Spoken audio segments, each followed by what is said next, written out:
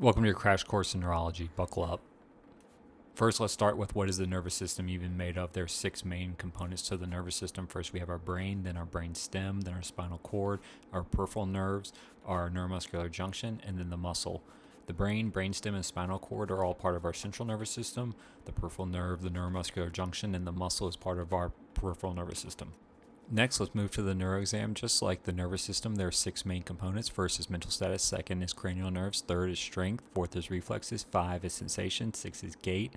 You can go in any order, but typically it's suggested to go in this order. First, for mental status, you want to first test level of consciousness, then orientation, attention, language, speech, and memory. For level of consciousness, you're looking, are their eyes open? Are they closed? Do they arouse? Are they in a coma? 2 for orientation, person, place, plus or minus, time or event. 3 for attention. You can do serial 7, spell world backward. 4 for language, you're checking for expression, reception, and repetition. 5 for speech, you're checking for the motor ability to produce language, so dysarthria, mama, tip top. And for memory, I usually have them name 3 objects. Next, let's move on to the cranial nerves. First, we have the olfactory nerve. Typically, we don't test this unless you're testing for a specific thing. Second would be the optic nerve. For this, you want to test visual acuity, visual fields, as well as you can do a fundoscopy exam for the optic nerve. 3, ocular motor. This is going to be eye movements. 4, trochlear. This is going to be eye movements again. 5, trigeminal. You're going to check facial sensation as well as chewing. 6 is going to be eye movements again. 7 is going to be the facial nerve. That you're going to check the facial muscles, have them smile. 8 is going to be acoustic. You're going to check hearing, make sure it's symmetric. 9 is going to be the glossopharyngeal. You're going to have them do palate elevation, open their mouth and say ah. 10 is going to be the vagus nerve. Again, palate elevation, more or less simplified.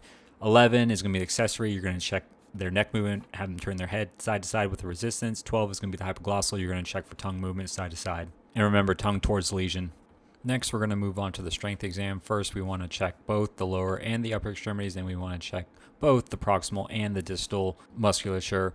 When we grade the muscles, we grade it on a scale of 0 to 5. 0 would be no movement at all. 1 would be you ask them to move, but you can't see any movement, but you see the muscle flickering. 2, you can see it along the plane of the bed, so they're not able to overcome gravity. 3, they're able to overcome just gravity, so they can lift their arm off the bed. 4, they're able to provide resistance. 5, they are full strength. Next, moving along to reflexes. Again, we want to grade both the upper and the lower extremities. There are some extra reflexes, i.e. a Hoffman, a Babinski, and a pectoral, and you can sometimes check for cross adduction. We grade it on the scale of 0 to 4. 0 would be no movement, 1 would be mute reflex, 2 would be normal reflex, 3 would be brisk / there would be some spreading of the reflex, and then 4 would be sustained clonus or clonus. Next, let's keep chugging along. We got sensation. We want to check both the upper and the lowers. We want to check proximal and distal. We want to look for dermatomal patterns. We're really checking for the spinothalamic tract, which is pain and temperature, and we were checking for the dorsal columns, which is vibration and proprioception. Next, we have gait and coordination. For coordination, there's 2 main things we do. One is heel to shin. The other is finger to nose.